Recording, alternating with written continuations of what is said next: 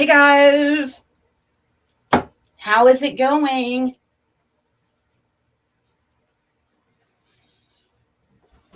Hope everybody is doing well.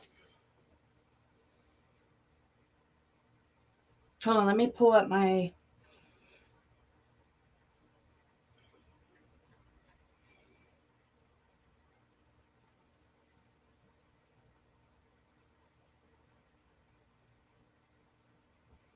Live on my phone.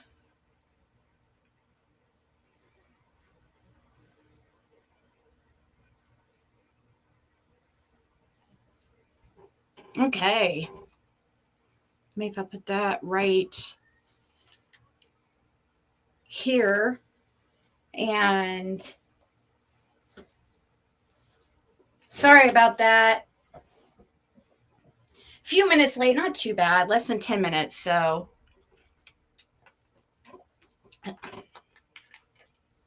Hey, Diamond, Connie, Rhiannon. I saw your messages, but I haven't had a chance to respond yet. Hey, Kelly and Karen, Christy, Mimi, how's everybody doing? I know there's probably some other people live right now, but I try to push it back. Well, thank you, Mimi. Geez, I should come on here more often with makeup. Hey, Pen 1010.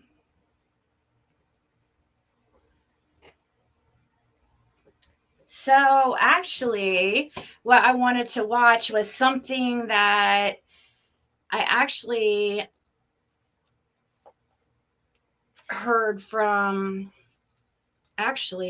Voices Behind the Wall, that Dawn didn't want this certain subject discussed and asked her to take it down immediately after she had posted. Now, I'm telling you, this is extremely disturbing stuff. It talks about satanic and ritualistic sexual abuse. So it's highly, highly sensitive. But this woman tells her story, and it's so similar to Summer Wells. It's insane. Hey, Tanya, Diana. So I want to watch. I've been trying to I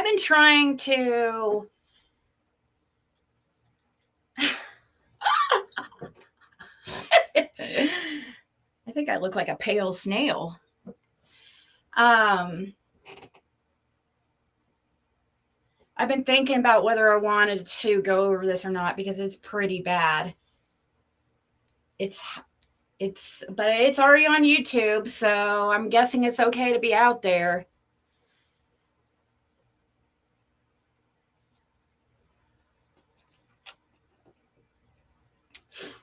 Hey, RJ. So everybody who wasn't here, I did my nails live last night. Just like a mermaid type aquamarine-ish color with like sparkle on top.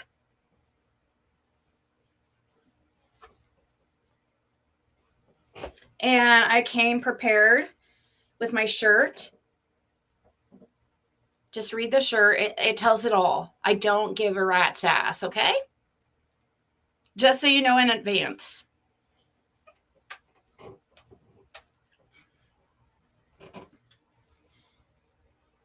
Just so you know in advance, I don't give a rat's ass.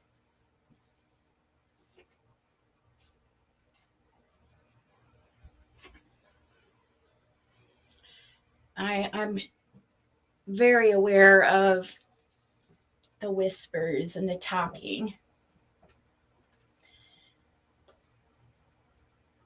But I would actually kind of be concerned of why somebody would want to silence us.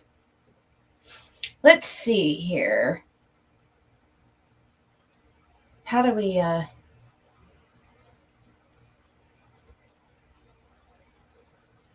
Her family made her participate in scary rituals, a Mary Night story.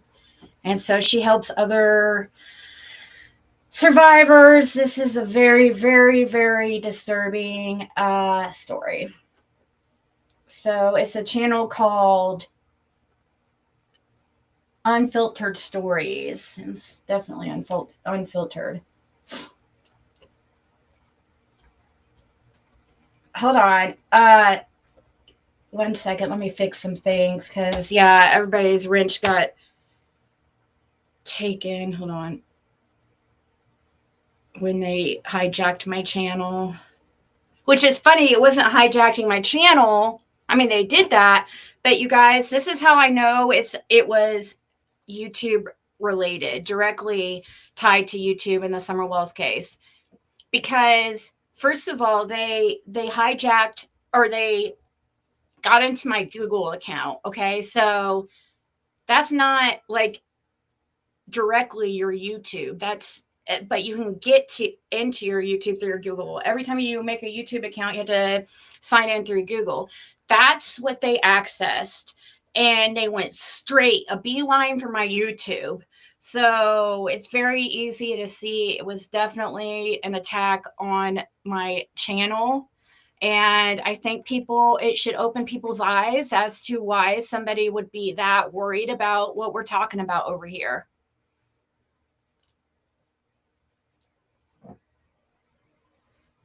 Hey, Randaroo.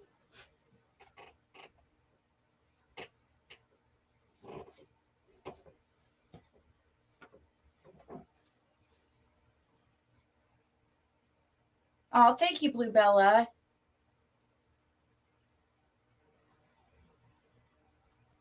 Let me see. So if I will,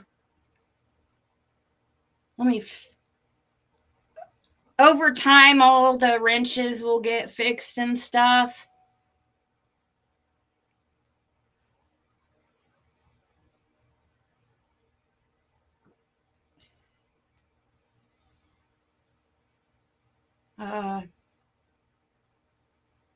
Oh, thank you, Momo. Yeah, this is definitely a trigger warning, guys. I don't want to hear anybody which people are going to say stuff anyways because it's very disturbing. But it relates so much, okay. I hate to even put this on Summer Wells at all, but when you watch this, it will make you sick to your stomach how much it relates to Summer Wells. And I mean, it's really disturbing. Oh, that's sweet, Randaroo. Thank you, guys. Hey, She-Ran.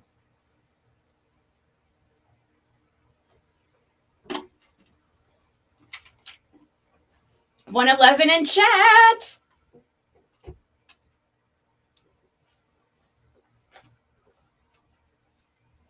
You guys, it was like 100 degrees here today. Ridiculous.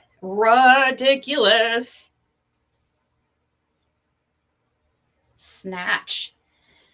So what happens when you, I guess, well, I go walking where basically, I guess I don't look at it as working out or exercise or anything because I just enjoy it, but we walk all the time. And it's just helped me get healthier, and I'm getting older. You have to watch that stuff. The stress, obviously, of the case and everything, and Jim's passing definitely had a big part of it, but keeping it off was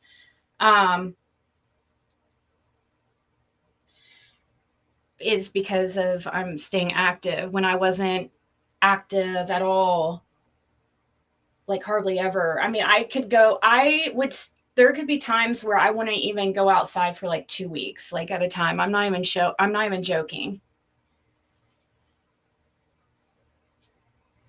I was getting to be quite a hermit.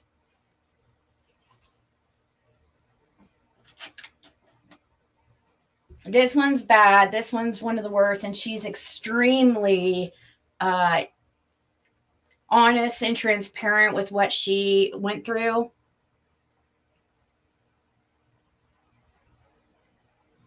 Prayers and horrific stories about babies being. Mm-hmm.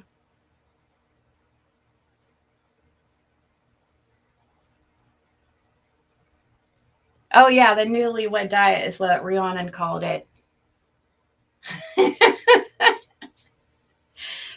Even though I haven't even kept track how much I lost or whatever. Like, I have no idea. I don't know what I weighed before, really. I just can, I guess, tell by your guys' reactions, I suppose, and my clothes. I could tell kind of like by looking, but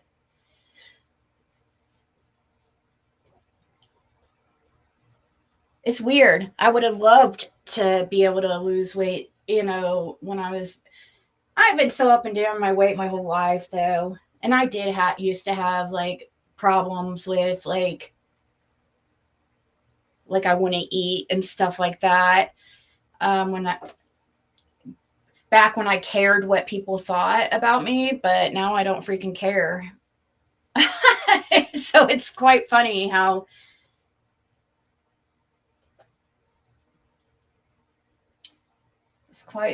that works. All right, I guess we could kind of. My name is Mary Knight. I'm a survivor of ritualistic child abuse, child sex trafficking, incest, and other extreme forms of child abuse. This is only a 20-minute video, but yeah, we'll probably have to take breaks in between because this is really going to make you sick to your stomach, guys. I did have a horrendous childhood, which included I was used in child pornography. I was also sex trafficked by being taken to motel rooms of men, by being sold to in my front yard of my childhood home, close to my swing set. I actually saw men hand money to my mother. It was a group of men. Look at that mother. Look at her. The shirt is spot on. Exactly. I thought so too. I thought it would be perfect for this evening. If anybody thinks I fucking care. Just in case they forgot, right? They just could look at the shirt. Just in case you And forgot. I was sexually assaulted. This happened throughout my childhood, including my teenage years. I remember being brought to hotel rooms of men as a teenager. Some of my abuse could be considered satanic ritual abuse. I know that's a controversial term. My definition of satanic ritual abuse is that it is extreme abuse, physical and sexual, and that it involves multiple perpetrators and or multiple child victims, which mine did. My earliest memory is of being sexually abused by my father. I was also sexually abused by my mother. I was sexually abused by other family members, grandparents. And one thing that I would consider satanic ritual abuse is I was put in a coffin. I was put in a coffin with my sister's body.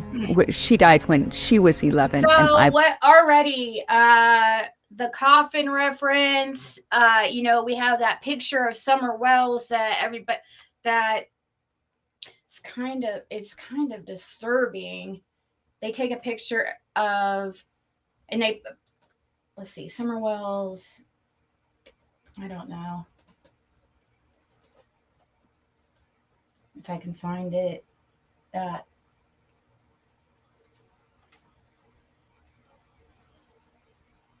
Quickly, but you guys remember they were like at Gatlinburg,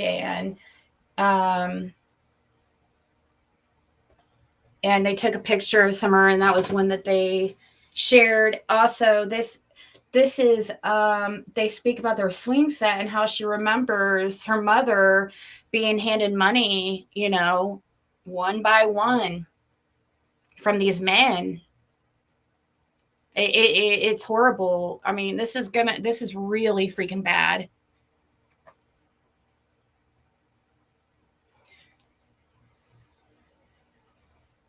Oh, thank you, Randaroo. That's really sweet. She says, I'm sure maturity and life experience, we learn to be happy in our own skin. Keep doing you, beautiful inside and out.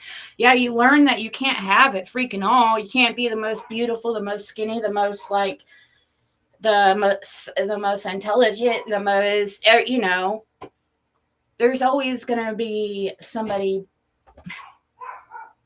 You just learn to just be comfortable with who you are. Was 9.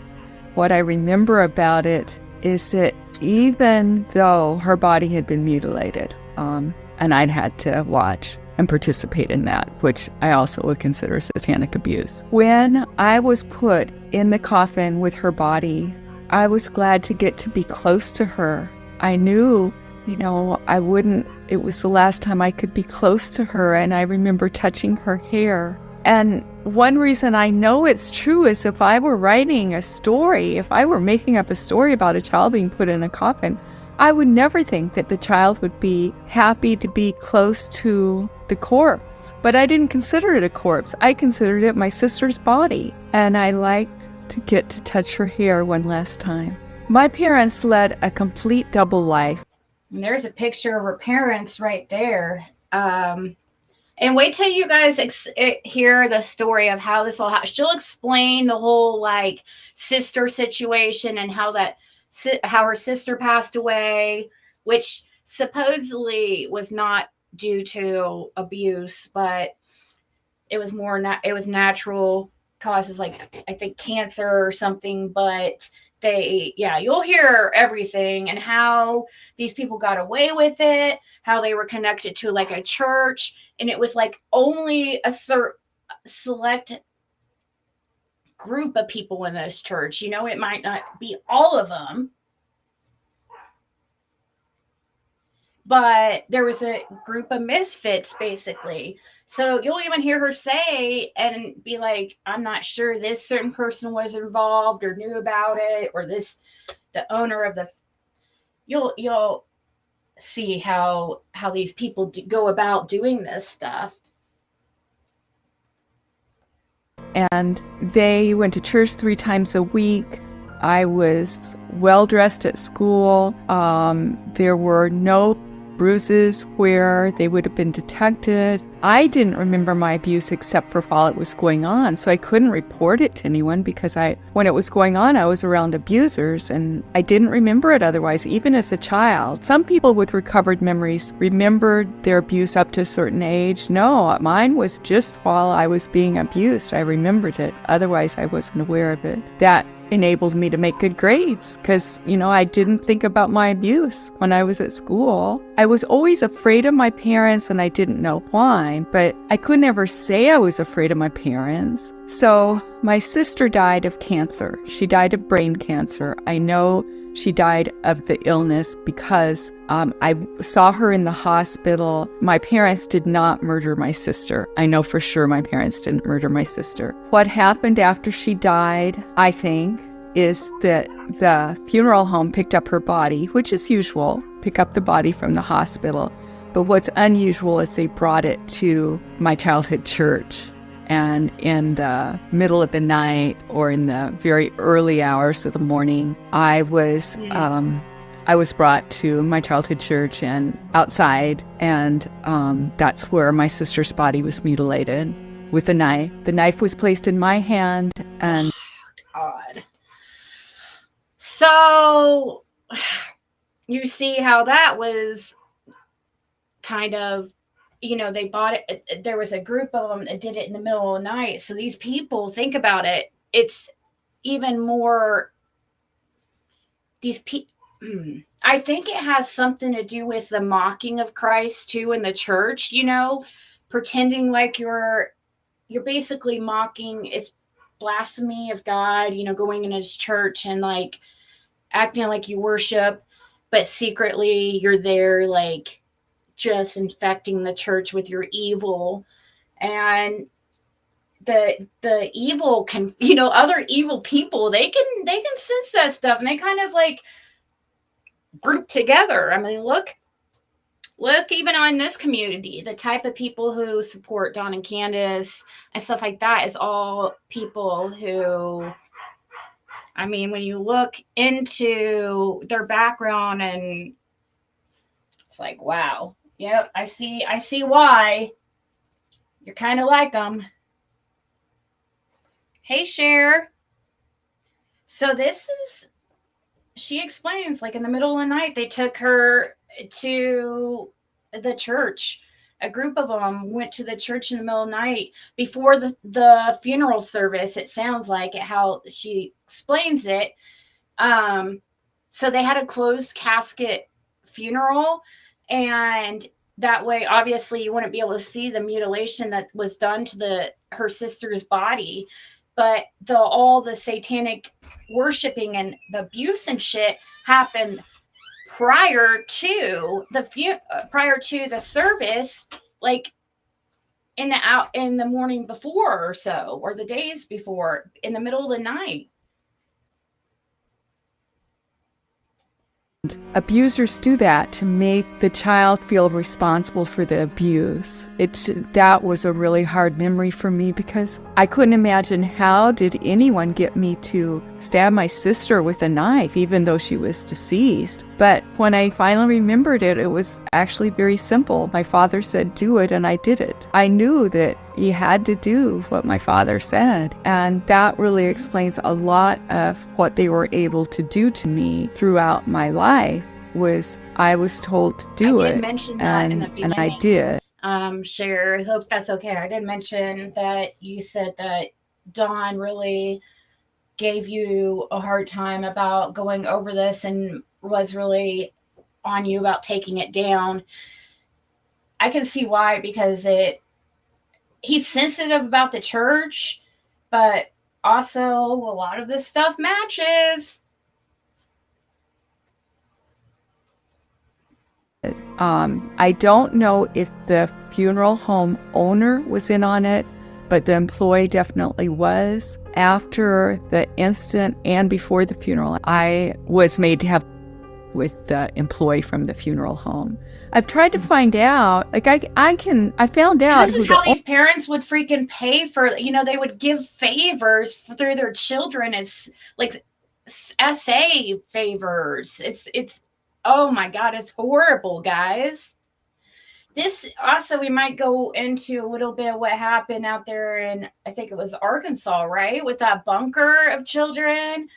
Then we had that couple today arrested in Hawkins County out of Sagonsville who was in hiding from Louisiana for some child SA charges. It was a couple that had been camping out up in Hawkins County, of all places, in Sagonsville, about 30 minutes away from Ben Hill Road. Hey, Lisa.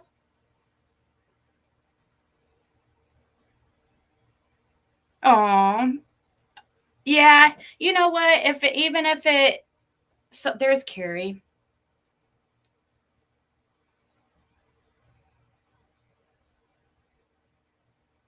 I'm sorry, I don't remember exactly all who was mods before. If you were a mod before and want to be a mod, just email me at youtubeziggy@youtube.com. Or I'm sorry, no, youtubeziggy@outlook.com. I know some people don't really want to, because I know the mods get attacked and all that stuff, and I won't be offended if you don't want to be a mod or whatever. I totally understand. We come on here to try to escape life and not to be harassed over who we're watching. Right, Carrie?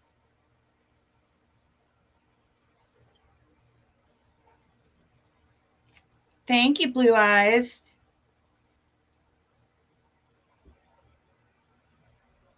And if I make you a mod and you're not really wanting to be, just email me.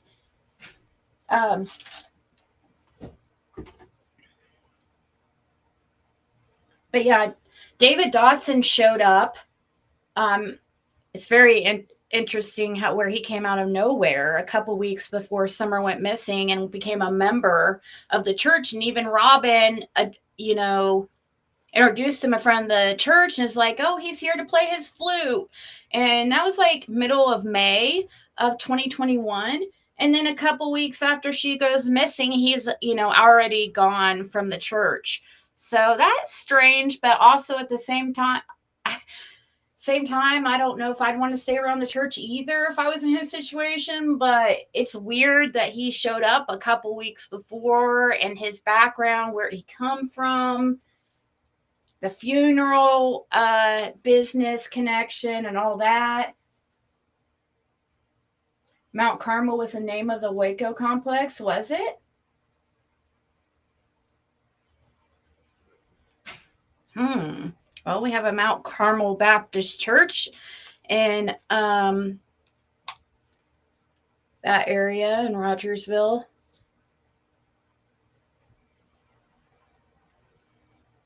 Owner of the funeral home is. And I wasn't able to talk to him, even though the receptionist said she passed a message along. He's now retired. But I don't know if he was in on it anyway, because I have researched this some, so the death certificate has the person's name who was there at the time the funeral was officiated. But that could be a completely different person than the person who handled the body prior to it being put in the coffin. So it was a closed casket funeral. I will say after that happened, one thing I know that happened more often was my father would have sex with me at night.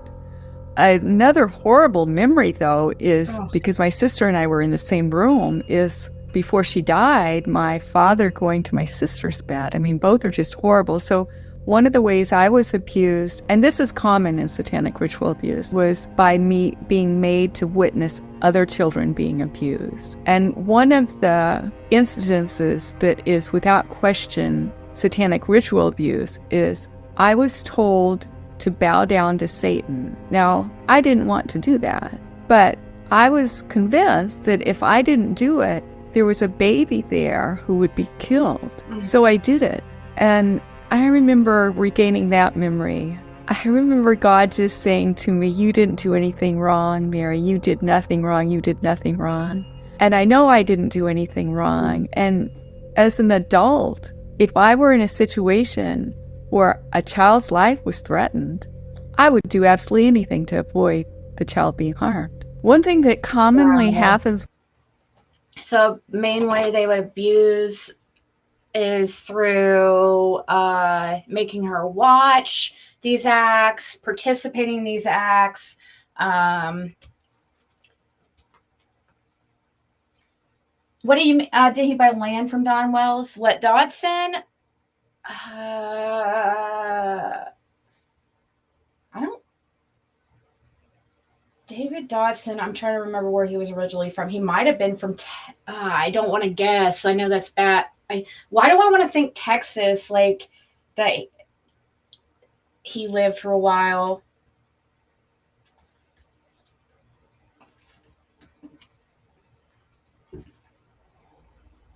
Yeah, trigger warning times a million on this one. This is a very, about as freaking bad as it gets, really. I wonder if they're going to find,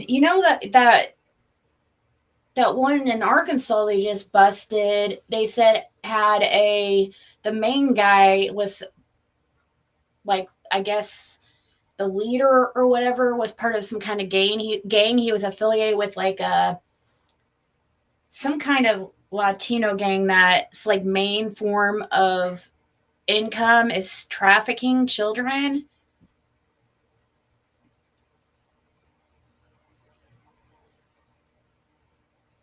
Oh, I know, Tanya. She did look like she was on something in those photos. And then if you look up, there's a picture of the girl that Don Wells tried to act like he was trying to save that day in the driveway, which was actually Cotton Simpson's like niece or. But anyways, there's a picture of her, and you put them side by side, like her eyes are exactly like Summer Wells in that Christmas photo, like real bugged and big pupils.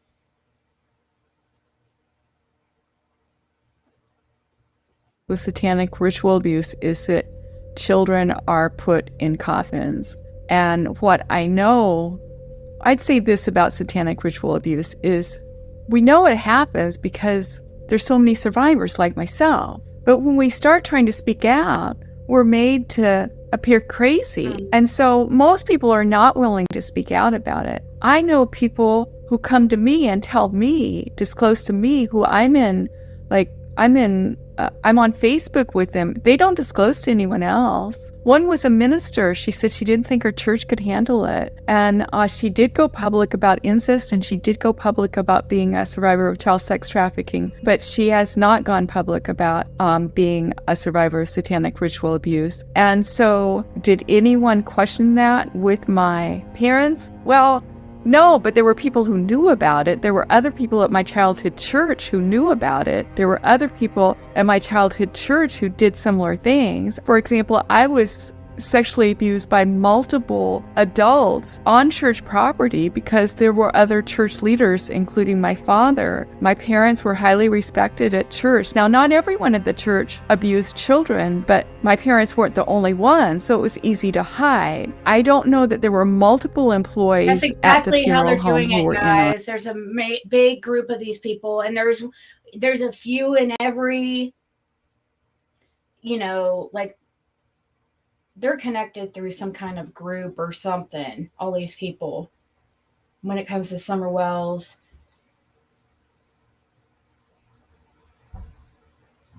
Yeah, we were informed that sedation drugs were being sold.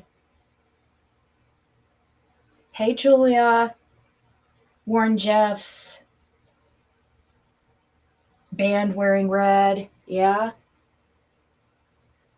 Yeah, because white was pure, I guess.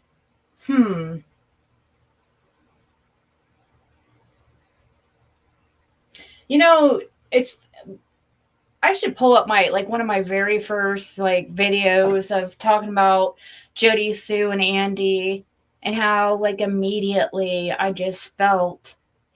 If you guys don't remember, I swear one of the first things I said about Jody Sue is that I thought she was a freaking you-know-what worshiper. Seriously. I just got that feeling. I know that's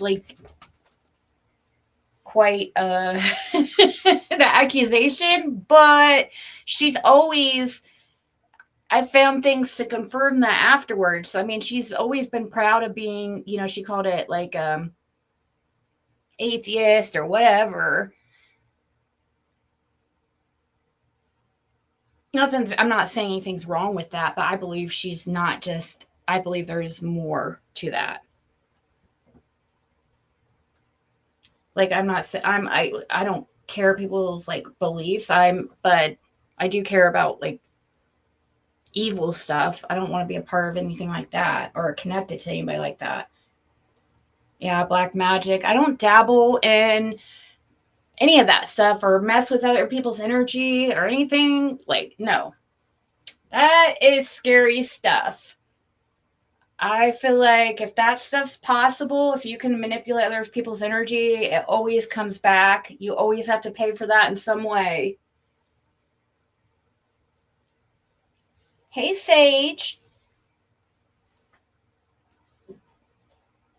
on it, but I know there was one employee, and and it just stands to reason that the owner of a funeral home has to have employees. They can't be available 24 hours a day. I like how she's being sorry to kid her off so much, but I like how she's being, she's like, I know, I don't know for sure if this person's involved, but she's only targeting the ones that she knows for a fact, person could do that. But I've heard from other survivors of satanic ritual abuse things that happen inside funeral homes. And, after the incident I told about, I was taken to the funeral home and more things happened to me there, including communion was desecrated. I was told I needed to eat part of my sister's body and drink her blood. I know I was tricked because not too many years ago, I regained a more full memory of that. And it was a communion wafer placed in my mouth. It took me a long time to remember the taste of it, but it definitely wasn't my sister's body. It was the kind of communion wafer that is commonly used by Episcopal Church and Methodist Church, and not the kind of communion, it's not what we used at my childhood church. So I think they were trying to mess with me to where they would make it to where it was difficult for me to be a member of any That's church, why I but said, they didn't. It's being atheist doesn't mean you're a devil worshiper, it doesn't equate that, they're two different things. Do it. I still like taking communion. It's a beautiful Christian ceremony, and my views about Christianity have changed and become more liberal, but I still really treasure taking communion. No one besides me, I have not heard anyone else say my sister's body was mutilated. I do have siblings. They inherited my parents' estate, which was a multi-million-dollar estate. I was disinherited. I don't want to have my sister's body exhumed. She's still my sister. I don't want to do that. If I did try to do it, I don't think I'd be able to because, like I say, a brother of mine is executor of the estate. So I don't think I could, even if I tried. But the other thing I thought of is how much trickery is used, because what happened at the church when I know it was my sister's body was soft tissue damage. You couldn't tell that from exhuming the body. And then what happened at the funeral home when they said they crushed her skull with a hammer, was total mutilation. But I don't know it was my sister's body.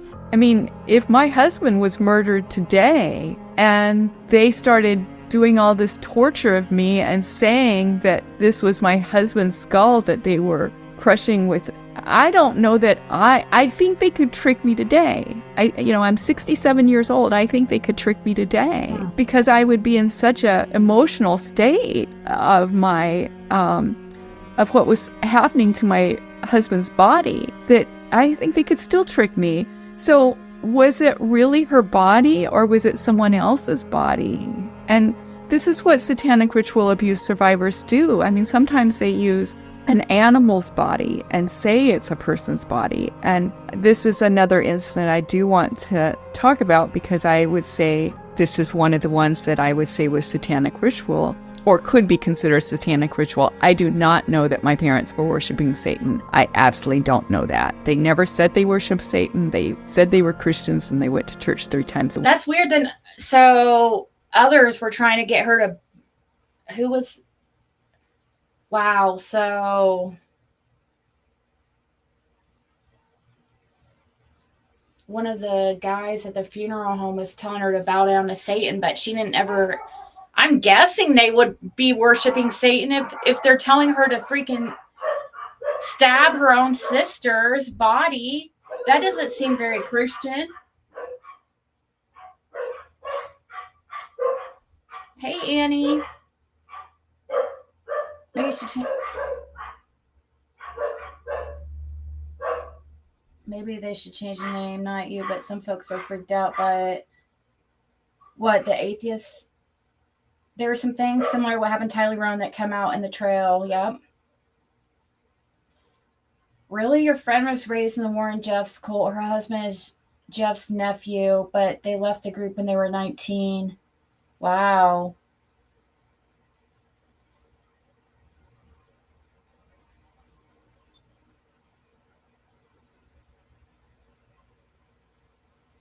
Yeah, you could tell by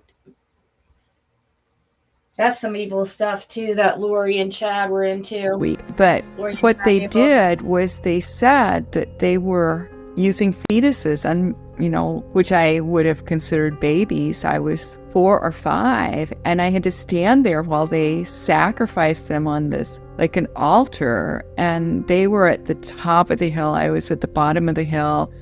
But I don't know that those were human. I don't even know. How hard is it to trick a 4 or 5-year-old? And I was standing some distance away. What I remember clearly is that my feet hurt. I remember that I was wearing saddle oxfords, which are hard leather shoes That's the kind of shoes kids wore at that age. And I remember my feet hurting That so woman, bad. she doesn't. Can you imagine her freaking doing that stuff to her daughter?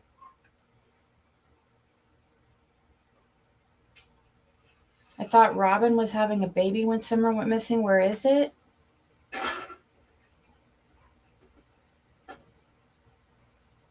I don't remember that.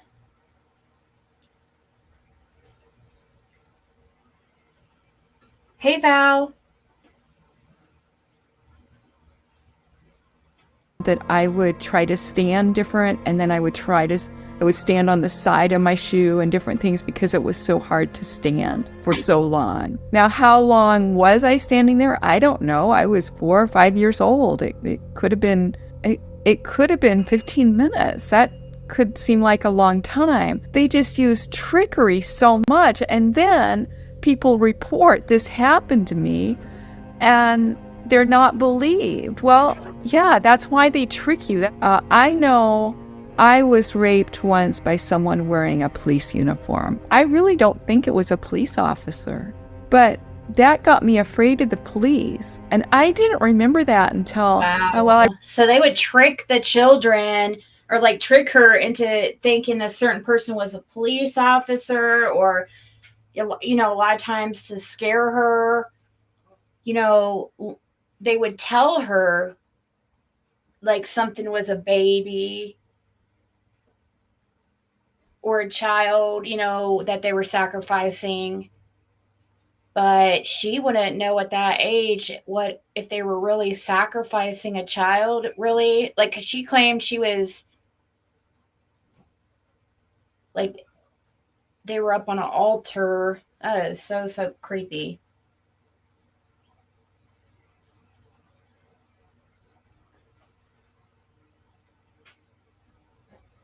Well, she said she doesn't remember her parents being like devil worshippers. They always claim to be Christians, but it sounds like they were like right buddy with all these people. I mean, they were involved in all these like rituals.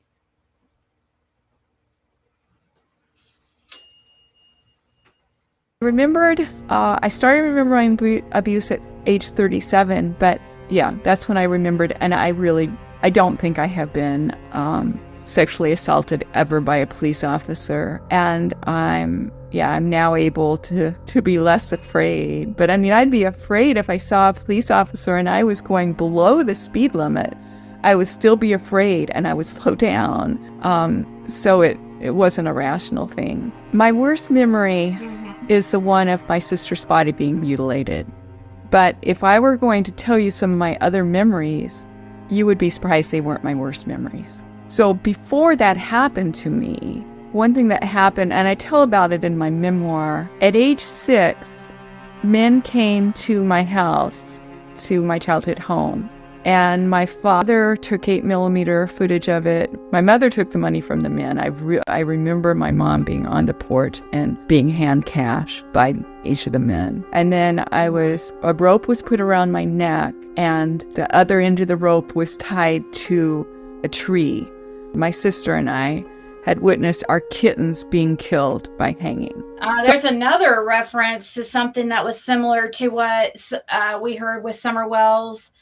What about that story about Don Wells Jose? Why do I always call him the wrong name? Jose, right? Claimed Don threw Summer Wells' kitten at the pack of dogs, and the dogs ripped the kitten apart in front of Summer Wells. Like, that sounds similar to this kind of stuff. Trying to get them desensitized at a young age, to this kind of stuff, making it seem like it's normal.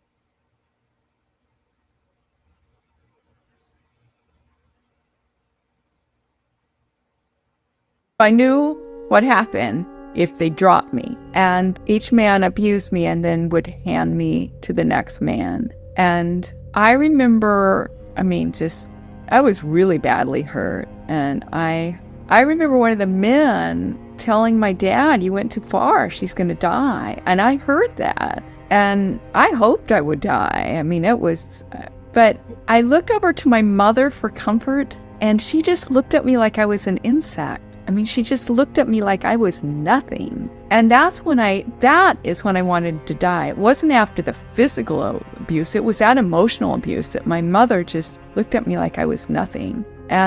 But that's when I looked up and I saw what I like to believe was God. Some people would say it was a near-death experience, and it could have been. I was really badly hurt. And, some people would say it was just the sun moving between the clouds or whatever. But I felt a connection with God, and that connection has helped me through my life. So that instant had happened, and then my mother brought me in after I was so badly hurt by the group of men, and she bathed me. She put me in bed with clean sheets on it, and I thought things were better. And then she sexually abused me. I mean, that was obviously a long and horrible abuse that included emotional, physical, and sexual. And I was 6. I will never know how often I was abused in rituals. I will never know how often I was abused in rituals. I will never know how often the incest happened, because thankfully I don't have all my memories. I don't ever want to remember everything. It's just too hard. And I believe my memories come from God, and they come to me as needed. I have memories when it would be helpful to me in my healing, or when it would be helpful to another person in their healing. Recovering memories is really hard. I mean, it's emotional. It's really tough. I had hypnosis, but it's not the kind of hypnosis like you see on TV. The hypnotist, the psychologist who hypnotized me, just got me in a relaxed state. I didn't even realize I was hypnotized because I knew I could get out of it at any time. I knew I could stop any moment I wanted to. My ex-husband came to my first session of hypnosis because Now, that's what I was telling somebody. I guess, of everything, I've been through and all that, at least I didn't experience, didn't go through, something like this. As a child, I don't have any recollection or remember anything. I don't believe I was actually ever abused sexually as a child. So that's one thing I can't relate to, but it's so freaking it seems more common than not these days. It's crazy. She talks about that, about the jail part, but no, they never.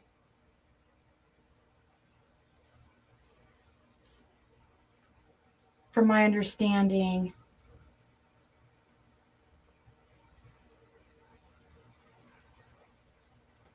They never got it. Just want to make sure she wasn't telling me what to believe, but she wasn't. And so then after that, rather than him take time off work, it was just better for me to just bring a tape recorder. So that's why I have the tapes. I just wanted, just to know and be able to prove that she didn't ask leading questions, and she absolutely did not ask leading questions. I've transcribed those tapes. There is more known about ritualistic abuse, and that's because there's agencies now offering services to child sex trafficking survivors.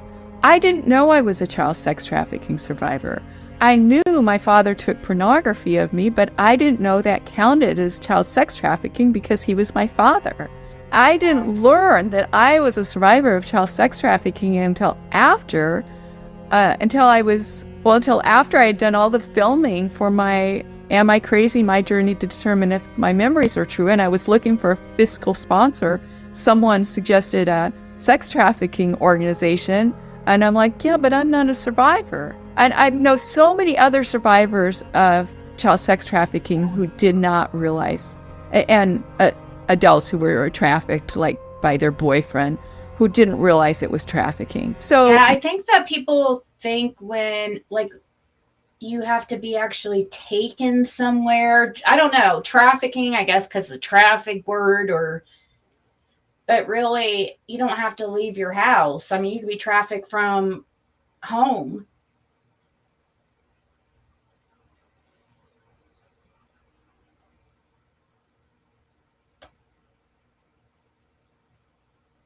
Wow.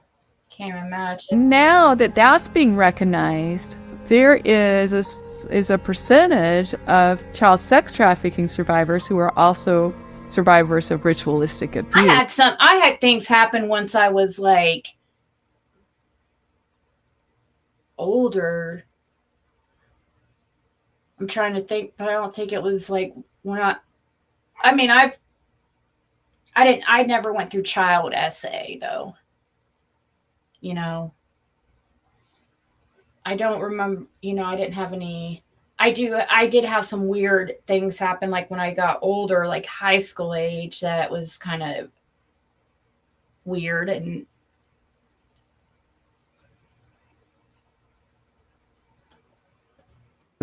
I personally think every survivor of ritualistic abuse I have ever talked to is most likely a survivor of child sex trafficking.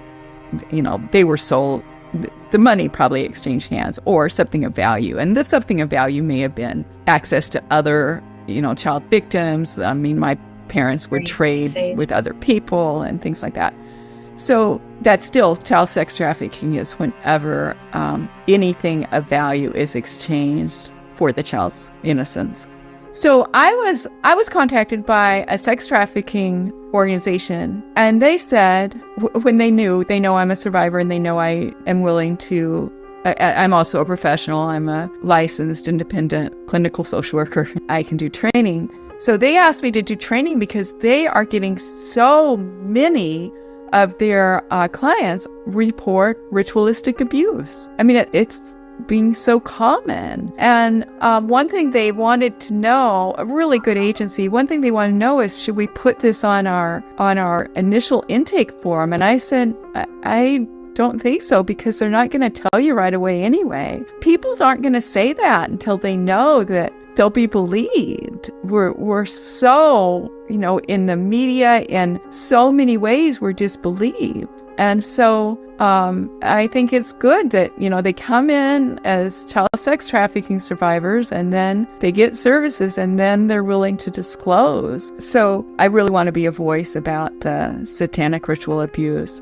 Just published my memoir in November, My Life Now, Essays by a Child Sex Trafficking Survivor. I'm really proud of it. I worked on it for years. The longest essay is How I Healed. People ask me, like, how did you heal? I used to have fibromyalgia. I used to be basically disabled with chronic pain, and I'm healthy now. So I wrote out so many different suggestions. I wrote out so many things, very specific things that helped me heal.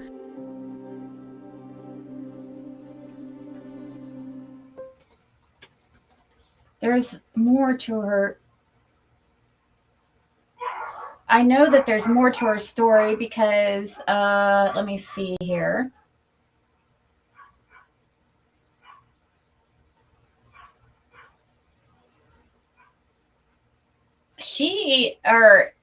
Cher played one. Let me see here if I can find it. I should have looked probably. But she played another one that, let me search on.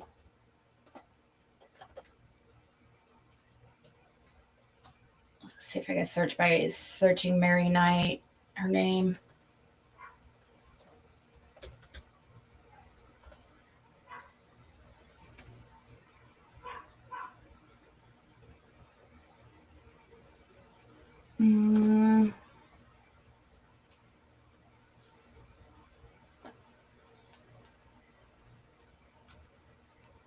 Trying to see.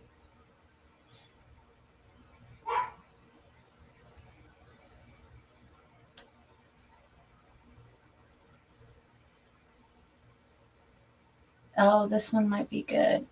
This one right here. Hold on.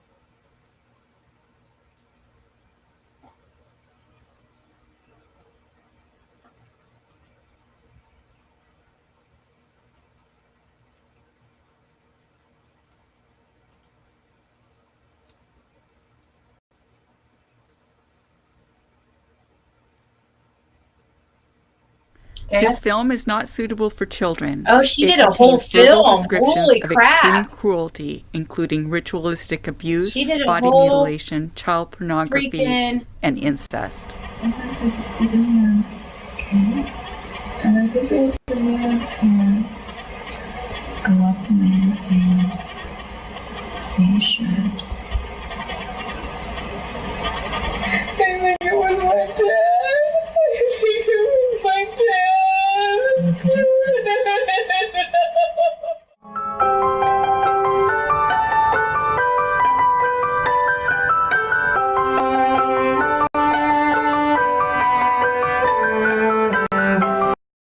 We did. It's okay to admit it. We experience dryness. Luckily, we have personal lubricants to keep things. Beautiful surroundings. The one thing her life now and her life then have in common. My sister and I would go just exploring through the woods, and that was kind of our getaway. Otherwise, this Oregon City trying to tell me filmmaker's something? early life was something out of a horror film. I had an extremely abusive childhood.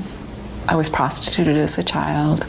My parents produced child pornography and used me as in it.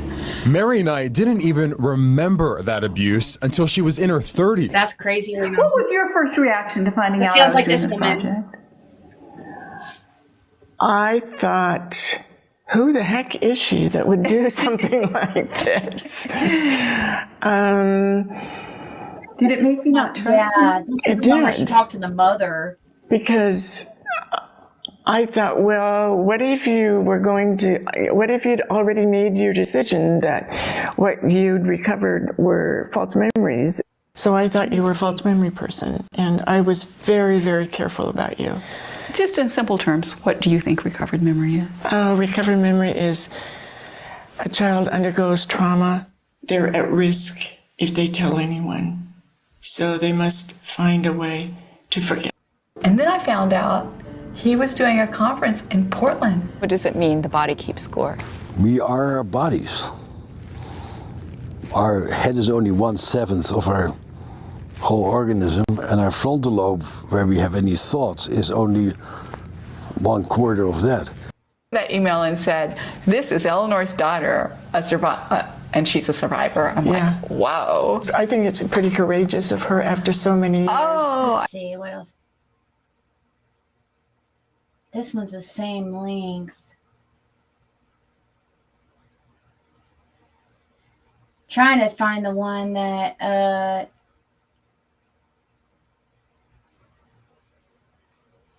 I saw Cher use or watch.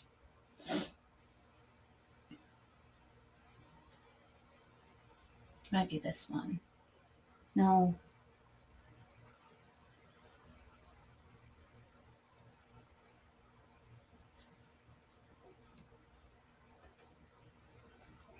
This is kind of probably the same thing.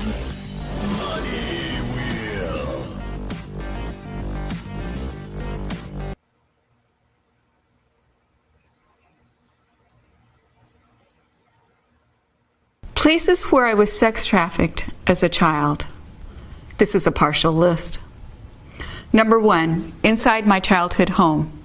Number 2, outside my childhood home, not far from my swing set. 3, at my grandparents' house. 4, in the hotel rooms of men I'd never met before.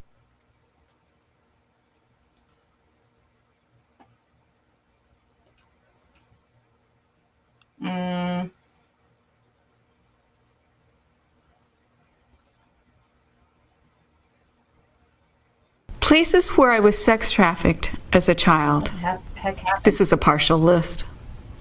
Number 1, inside my childhood home. Here, let's fast forward. 5, at the home of a fellow church member. 6, Hey, crazy mom. in a doctor's office. The physician was friends with my parents. 7, in Sunday school classrooms of church buildings, but not on a Sunday. 8, in the studio of a professional photographer. Not on a Sunday. After regular business hours. Is that why Don? No, I won't even go there. Lily crawled in my room on his hands and knees and tried to get on top of me. His daughter hit him in the head and he crawled back out. I never went back. Oh my God, dude. I had a lot of creepy stuff like happen when I was like older, but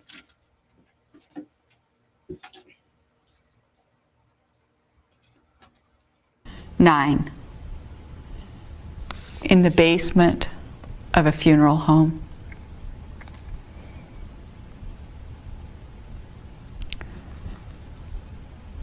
The good news is, it's possible to recover even from a childhood like mine. I have a much longer list.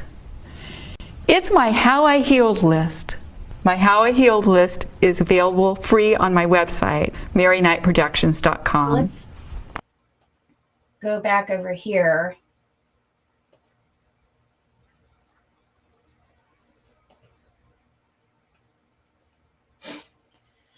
Seven now arrested in case of SA, children, animals, and underground bunker, officials said.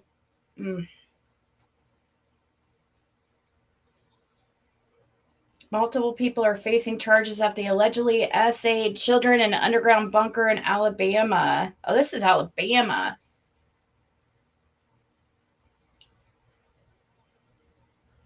I was thinking. 3 men facing serious charges in a disturbing case out of Bibb County. And these allegations, well, they may be tough to hear about. We're learning more about these men who were charged in connection to the alleged sex abuse of children in an underground bunker in the Brent community. Court records say there are at least 6 victims who range in age from 3 to 10 years old. Wow, those details are really disgusting. Your reporter, Anjanae Robinson, is live at 5 after talking with the Assistant District Attorney. Yeah, that's right, Sarah. Jonathan, you know what makes this case even more heartbreaking is what Assistant District Attorney Brian Jones, he says that they were tipped off that something wasn't right. Now, he tells me that the children, they actually revealed that they were being abused, which launched this entire investigation that's currently still ongoing. Now, so far, Andres I think in a way that they were afraid of I don't know. You know, Summer. What about Summer being enrolled in a school that wasn't even an active school or whatever? Thank you, Lisa. Hey, Soulshine.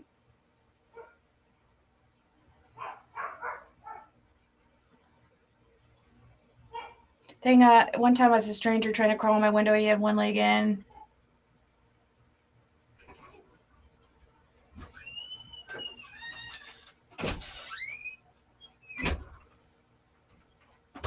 Wow, that's creepy. There's a lot more arrested now. Oh, is there? Yeah. I said it to you.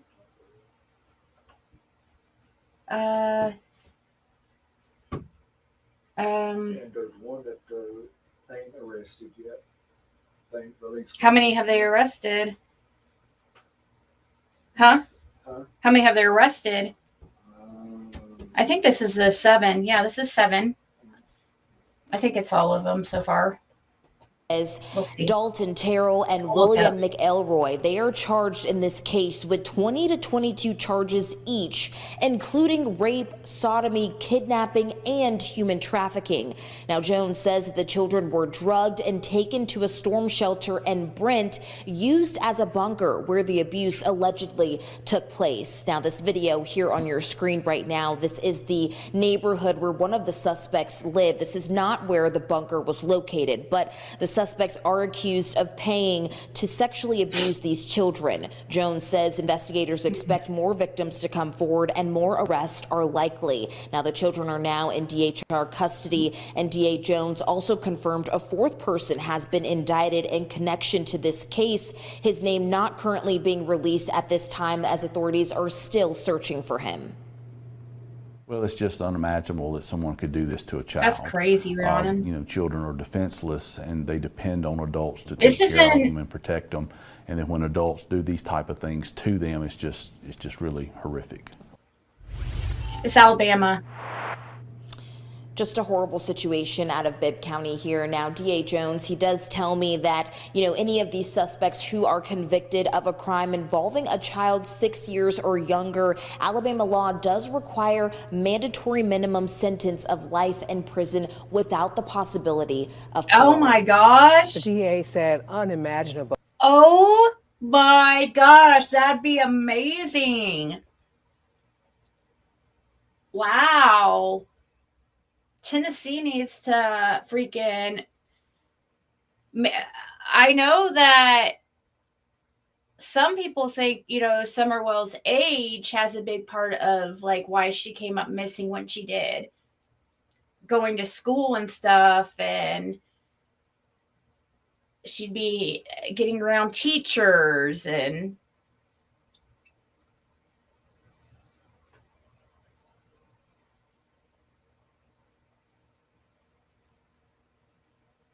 I grew up with boys. Only 3 girls lived near me. None ever messed with me. Their moms all thought stuff was going on, but their boys were gentlemen. Hey, Mama T.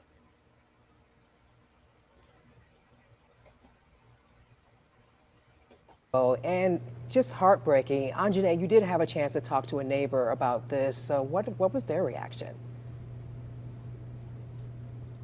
Well, Sarah, that video that we had showed earlier, that was a neighborhood where one of the suspects did live. And I did speak with a woman who's also a mother. And, you know, she, of course, told me how horrific this situation was to hear. And she's, of course, glad that all of these suspects are now in custody and off the streets.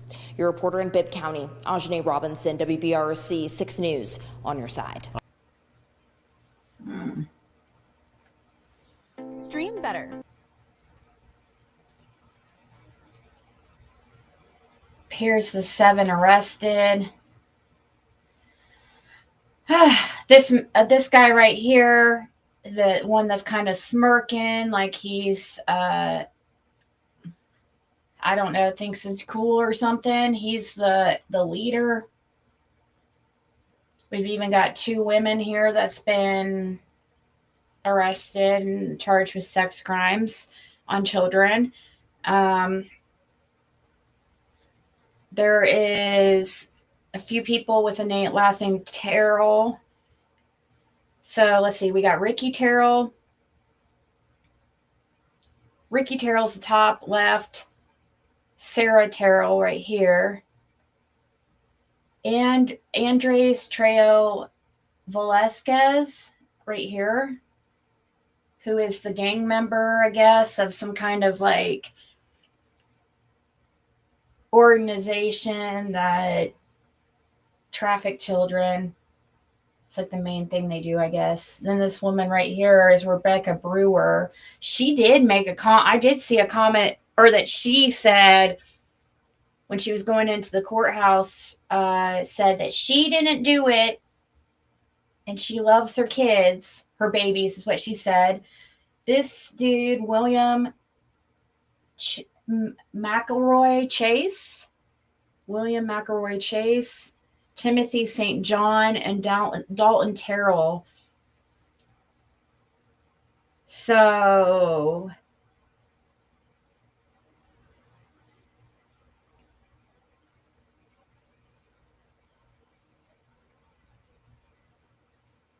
The victims were all between the ages of 3 and 10. I've heard different numbers. I heard also 3 to 15.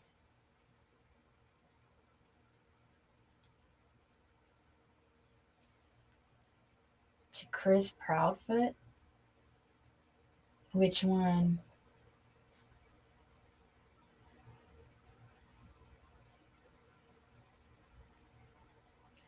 They're not going to be very well liked in jail or prison, wherever they're going. You guys, life in prison, automatic for child under 6 or under 6. Oh, thank you, Mama T. Here, we need to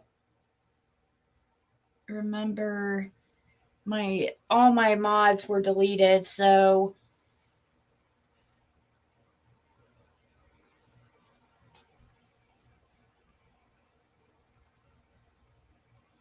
I just can't understand.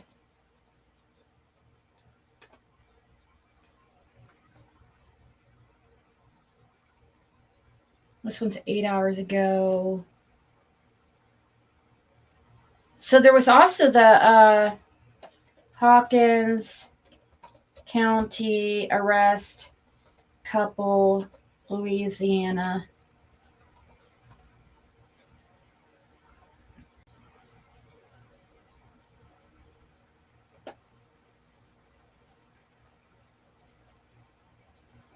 I found them on, I did end up finding them on Facebook. Let me see.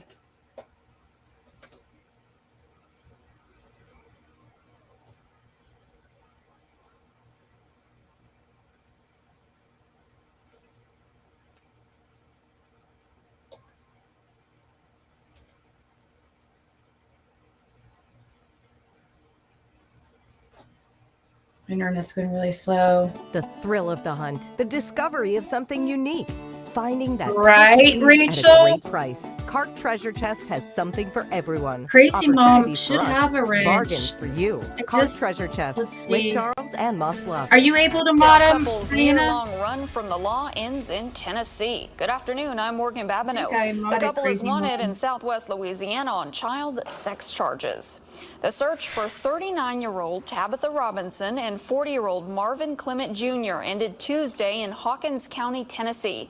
The U.S. Marshals Service says Robinson and Clement were arrested at a primitive campsite near Surgensville, Tennessee, after searching several locations. Warrants state Robinson and Clement are wanted for sexually abusing a young child. They face charges including first-degree rape and sexual battery. They had been on the run since July of last year. At last word, they were in the Hawkins County, Tennessee jail, awaiting extradition to Louisiana. Stream better with Restream. Stream on multiple channels. Go live on YT and TT. For 52 years, According to investigators, Clement and Robinson each face the following charges: sexual battery, first-degree rape, indecent behavior with a juvenile, contributing to the delinquency of a juvenile, criminal conspiracy, human trafficking, licensing requirements, which is a misdemeanor, drug conspiracy, cultivation of marijuana with intent to distribute, improper supervision of a minor by parent or legal guardian. Both were booked into Hawkins County Jail and currently awaiting extradition back to Louisiana. But interesting that they chose the Hawkins County area.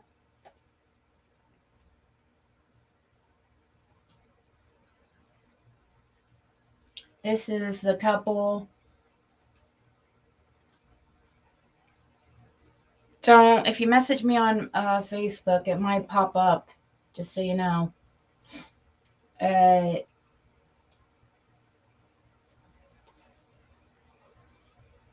This is the woman.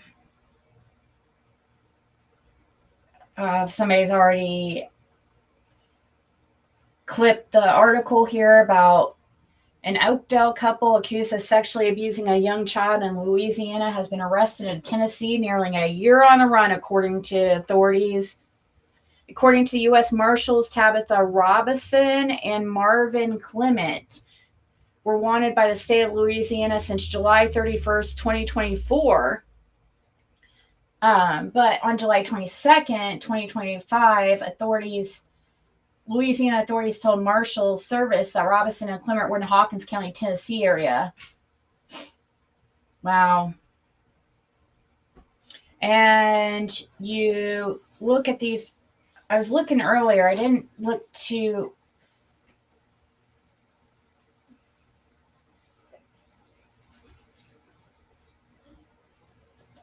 but this is the couple we got here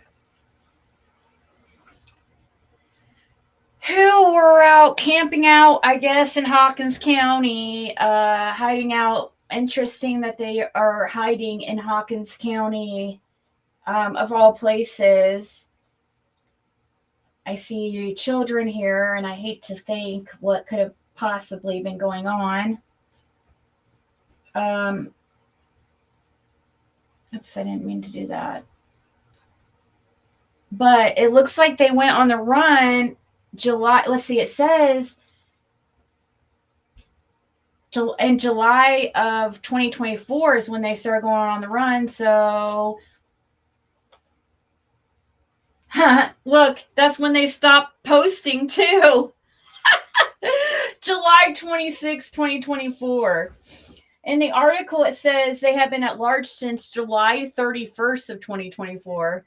Look at this. That's crazy. Let me see when he last posted. July 23rd of 2024. Wow.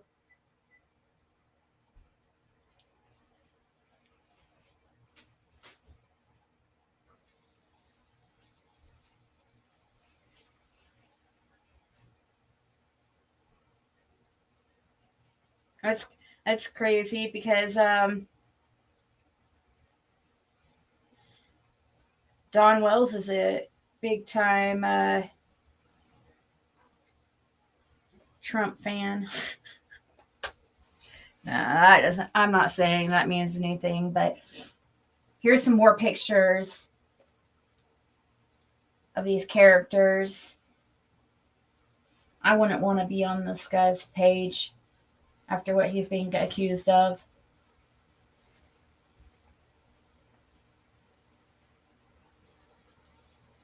I know, right? For Husky Homestead, holy moly. My air still isn't keeping up. Like, it's still like 75 degrees in here. It's so hot.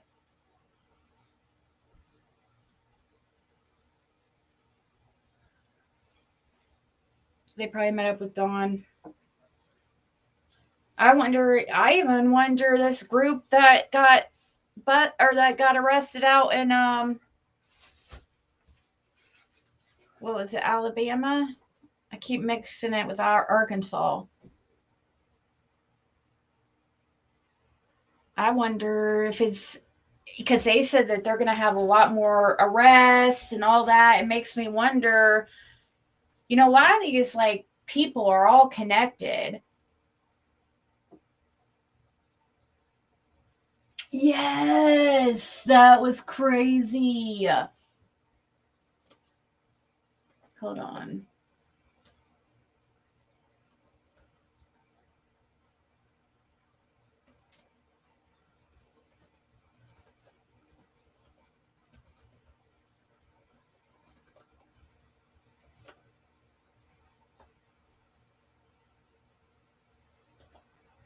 Mm-hmm.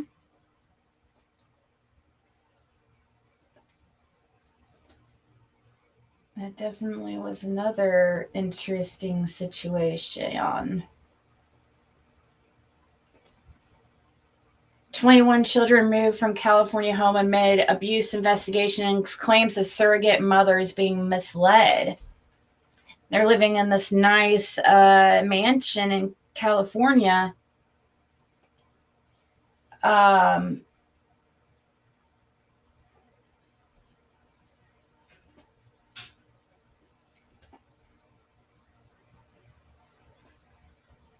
21 children are in custody of the California Child Welfare Agency while authorities investigate a Los Angeles area couple and whether they misled surrogate mothers around the country.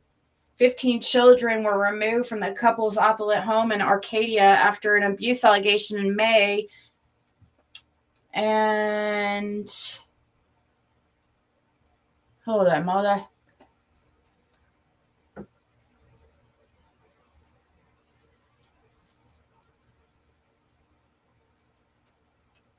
After let's keep this page like, whoa. And another 6 living elsewhere were also located. So 15 plus 6. Arcadia Police, Lieutenant Colin Said, whatever, they range in age from 2 months to 13 years, with most between 1 and 3. Oh my gosh, they have a ton of freaking babies. We believe 1 or 2 were born biologically to the mother, he said. There are some surrogates who have come forward and said they were not surrogates for the children. Oh, that said they were surrogates for the children. Sylvia Zhang, 38, and Wishan Xuan, whatever, 65, are believed to be the legal parents. They were arrested in May after hospital reported that their 2-month-old infant had traumatic head injury and the result of a nanny at the home violently shaking the baby, Arcadia Police said. The child was not taken to the hospital for another 2 days. Ciadlo said neglect charges were not formally pursued in order for an investigation to continue. The couple told police that they wanted a large family, the lieutenant said.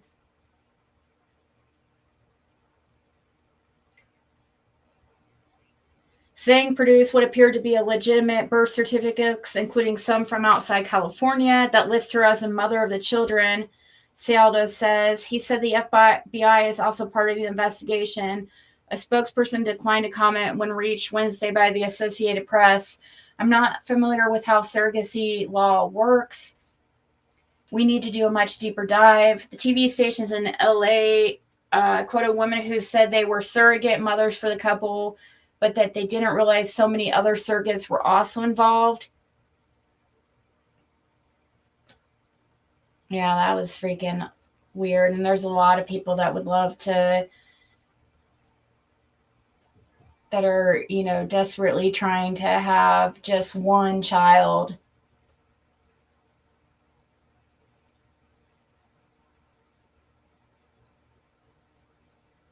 Yeah.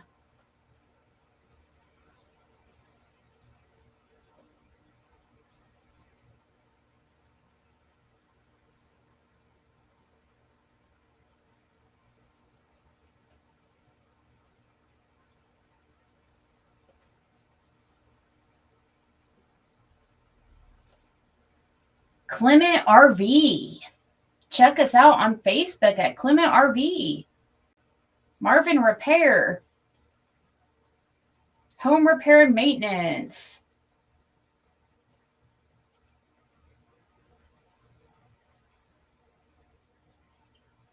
There's the woman. This is a different, no, this one's back to that other case, the Hawkins County couple that, well, they're not from Hawkins County. They're from originally Louisiana, and they were hiding out in Hawkins County, Sargonsville area.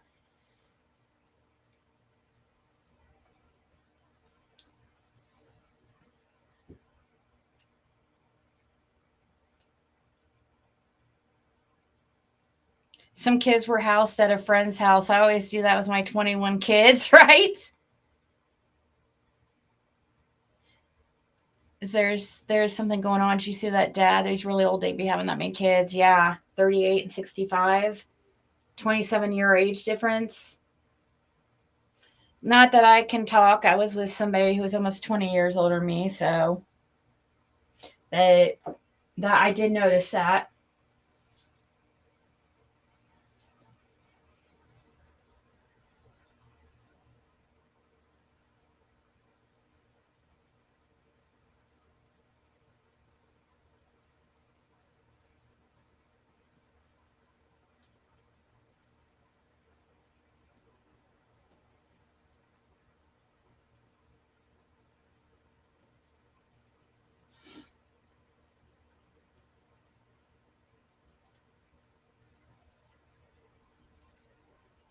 Ooh, look at that fish. Or is that a blue? That's a fat bluegill, dude. Is that a bluegill? What is wrong with that? It looks like a diseased freaking fish. That looks like a weird bluegill or whatever the hell that is. Its mouth looks a little bit, it's fat. Look at my eyes sticking because of this. I use this eyeliner.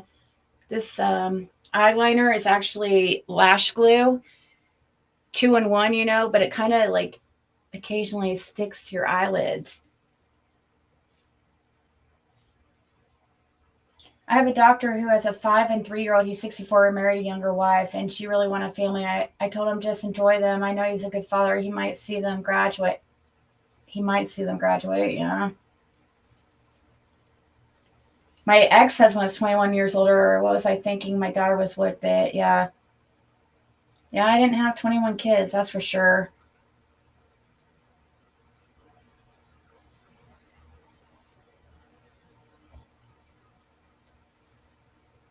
I don't know if they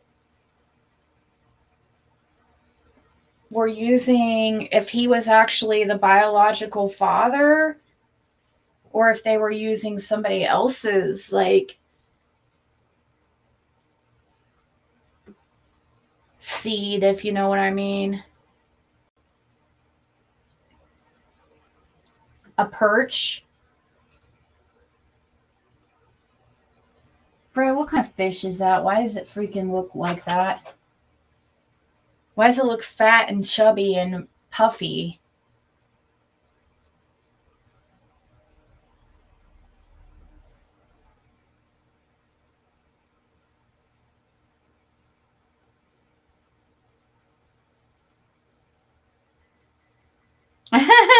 He's around somewhere. Somewhere around here.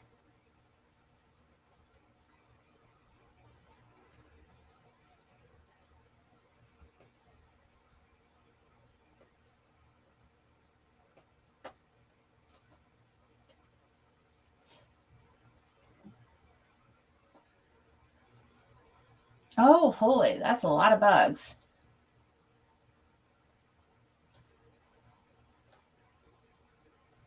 That is a lot of freaking bugs. Holy.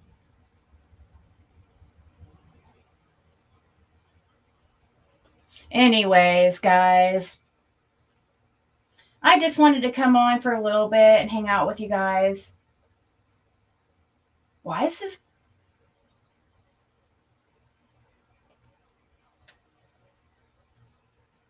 Ew.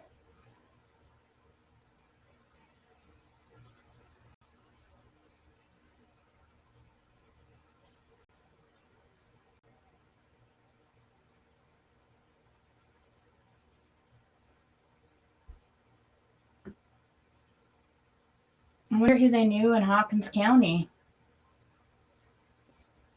Is there a way to search their friends, like to see if,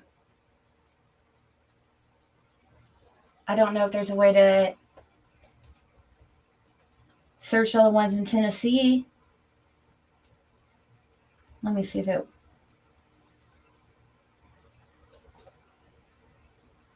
No, it doesn't work like that, I guess. Well.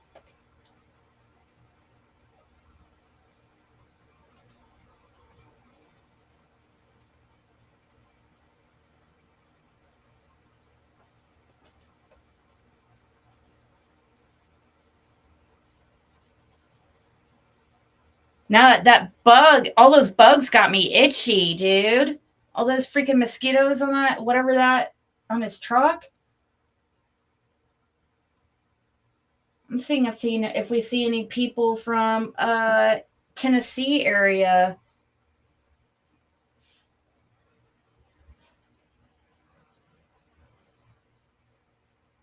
I don't know if there's a way to search that. Hey,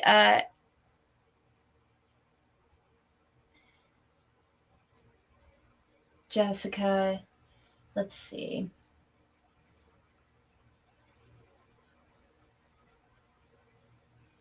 Most of these people are Louisiana, but I'm wondering. It doesn't look like they posted or anything since they went on the run.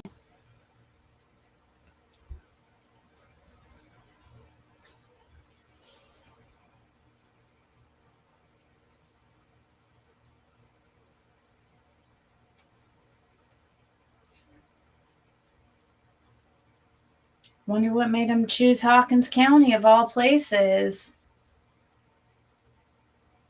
You know? What do you guys think?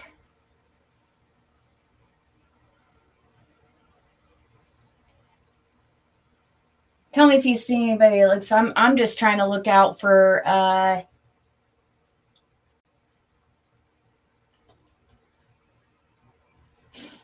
I should be looking at last names, so I'm more looking for Tennessee.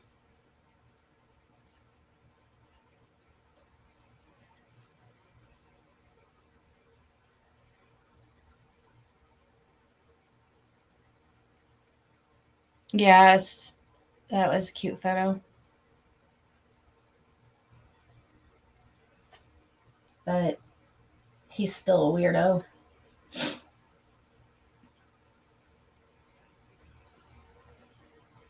Louisiana. Surely there's a way to search this for people, anybody from Tennessee.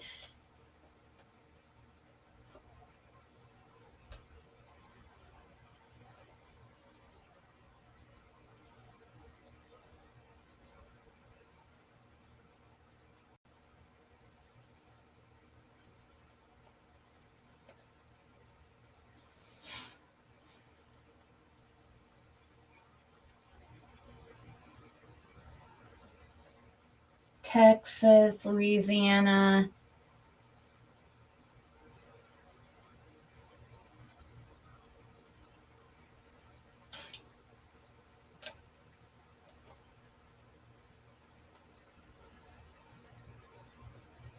I'll have to do this probably later, I guess. I get curious. I like to look to see who these people are connected to. You know what I mean? Because what made them choose Hawkins County of all places? Just 20, 30 minutes away from Ben Hill Road. Could be totally, I mean, probably an unrelated, but you would think these people kind of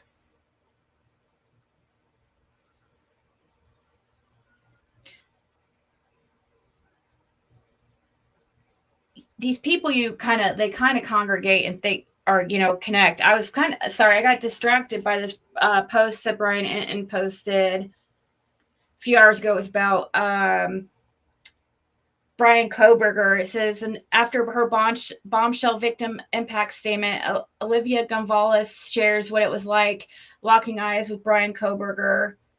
She says the raw anger in his eyes was not human. Mm-hmm.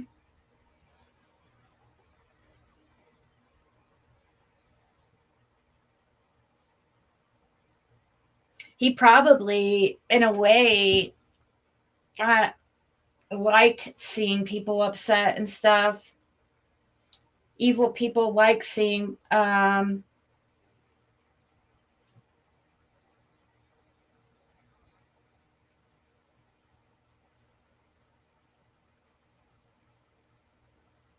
they like seeing people hurt and crying and upset. So my guess, the whole victim statement would probably be he probably enjoyed it, which is sick. Right. I was wondering, who could we find in here that possibly could be connected to that area that they knew? Because my guess, they just probably didn't randomly end up in that area. But maybe they did.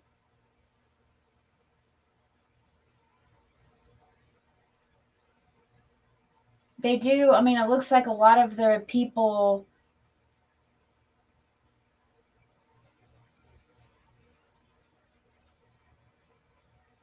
do. I mean, it does look like mostly Louisiana.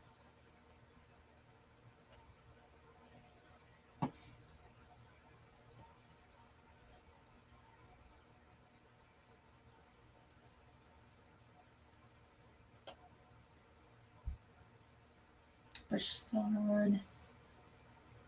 Seeing if I recognize any last names. You know what's weird? Brian's own sisters thought he was guilty. Yep.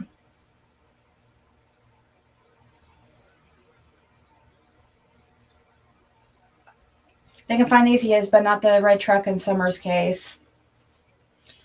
Well, there's a bunch of them in Summers' case who are trying to confuse and giving false alibis to police. It's just taking them a long time to unravel everything, in my opinion, because there's so many culprits and people involved hired on to confuse and distract and make things look a certain different way. And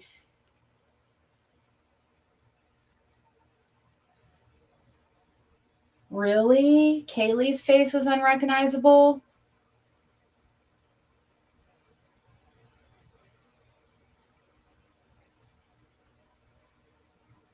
So Kaylee was his main target then, huh?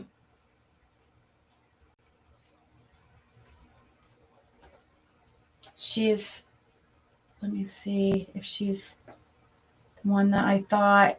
Yeah, see, actually, most people thought it was the other one, the other blonde, I thought at first.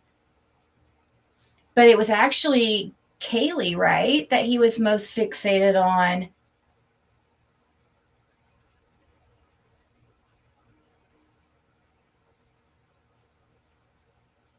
There's Kate. Yeah,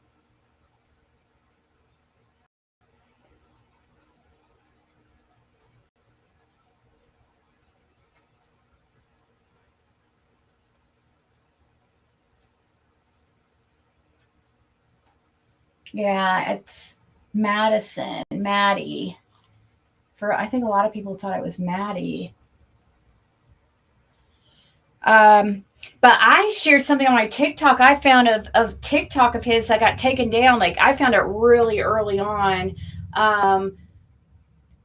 But a video I made where, because one of my videos anyways on my TikTok that's about Brian Kohberger has video in it that it's now been taken down because I guess it was really his account. He was posting weird freaking shit like on social media.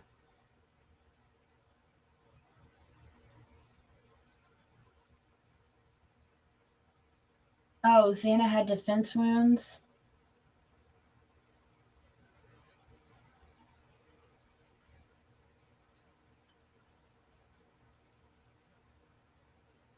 I haven't watched the victim impact statements yet because I've just had so much freaking going on, and it's hard for me to get invested in any other case.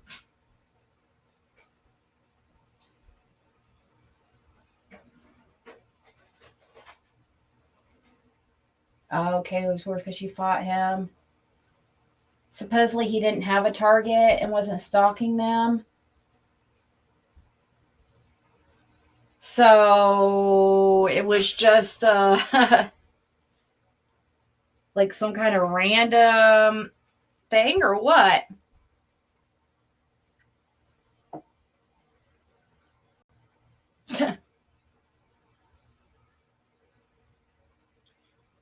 The 4 kids, all of them had fatal injury of being stabbed in the clavicle to pierce a lung.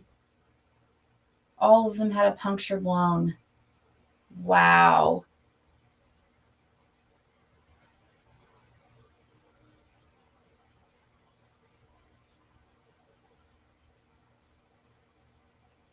Yeah, that's true. I heard that Maddie was the target and BK was so mad because Kaylee was in the room too, making it harder. So he took his anger out on Kaylee for messing things up.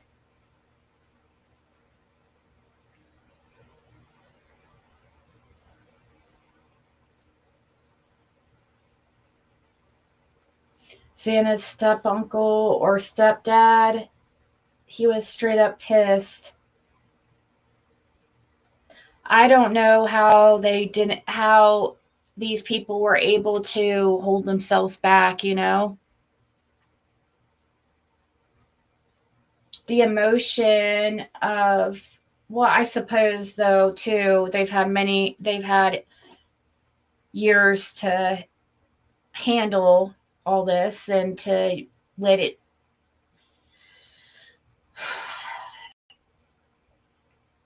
they've had a few years to process everything. So I just cannot imagine being able to hold yourself back from, I don't know. I don't know what you would be able to really do. You probably wouldn't be able to get to them, but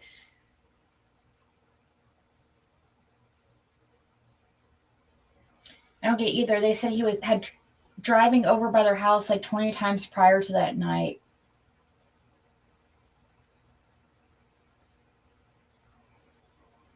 It's like that was his signature move or something. I just don't know what happened, and we figure we'll never know for sure. Sadly, all I know is BK is pure evil. I wonder, was his parents there at the sending? Like, was any of Koberger's family there?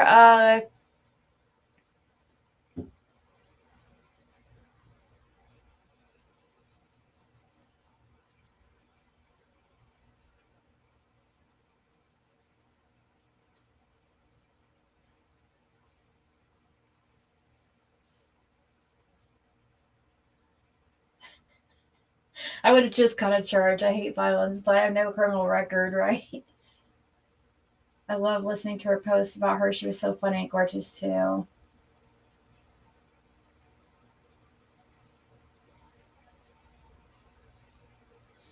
I think he wants to authorize book like she did with BDK.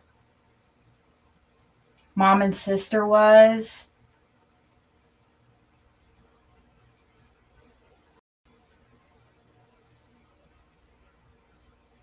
Right, Val? That's horrible.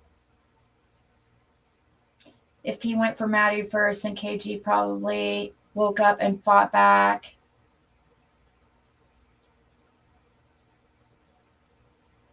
His sister was in a slasher movie. Yeah, I heard about that.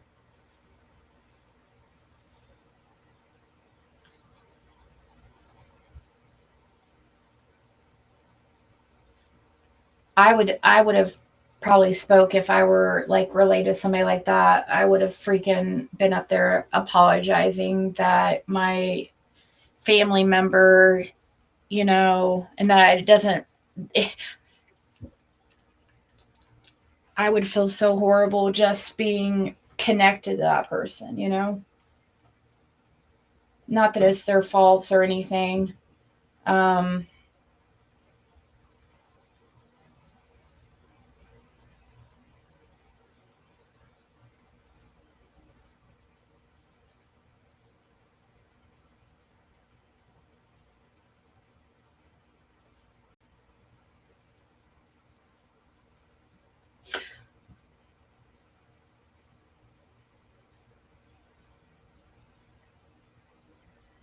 Some people are just born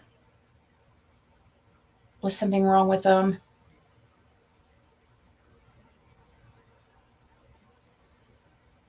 You could just see in his eyes, his eyes, he's just blank. There's just something not right with the guy.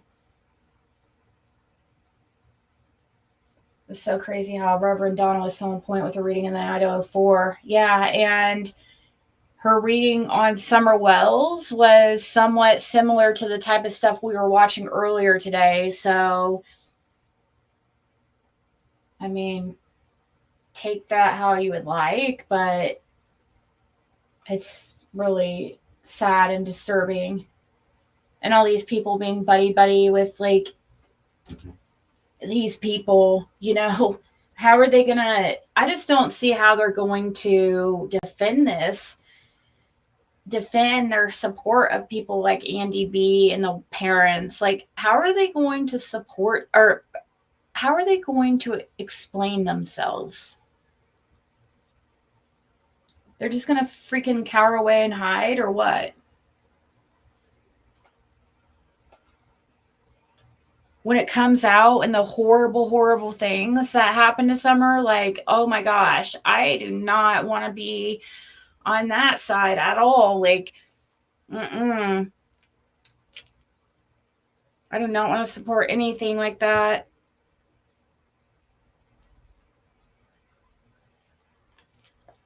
I don't know how people can sit there and just like lie to themselves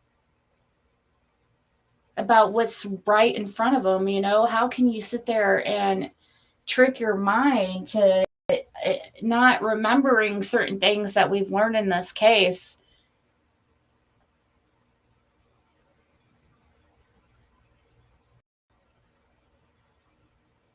Pretty much everybody's idea of what they thought happened in the Koberger thing is what happened. You know, what they thought. It's people's intuitions usually.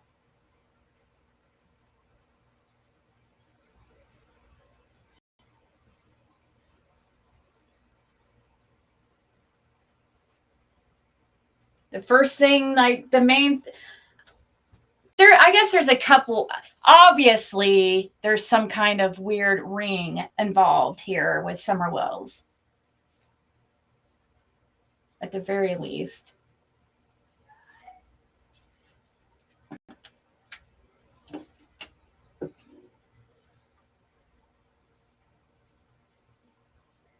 Right? So it makes you think about, in Summer's case, right? You don't think Brian will last long?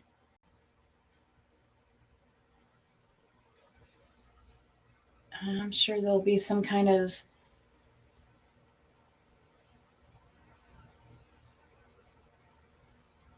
You think he'll be in there with other unalivers though, so I don't know. It's not like he's like a. It's horrible. Child crimes, you know, they get it the worst. But that case is pretty high profile, and I think like Brian Koberger's case is very high profile, and there's going to be a lot of people that want to be a hero.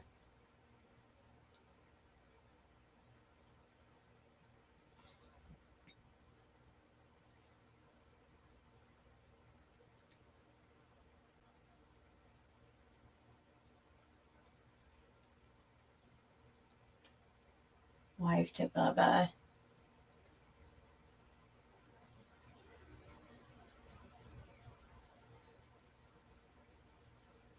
All right, guys, it's 1:40 in the morning here, and Sunday I have a super surprise special guest.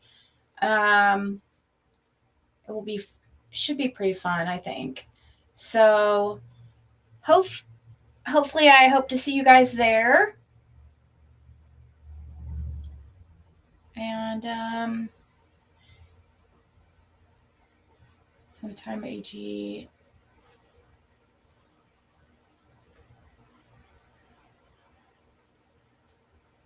You think he was like raging?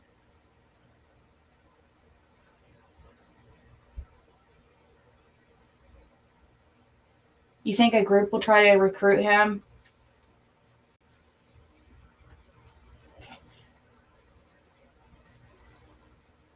Because of his like background in criminal justice and stuff, and the education maybe he has. Yeah, Steven Stearns, yeah, good luck with that guy.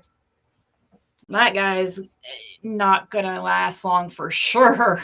Just like Dawn Wells. Oh, that's gonna be great. All right, guys.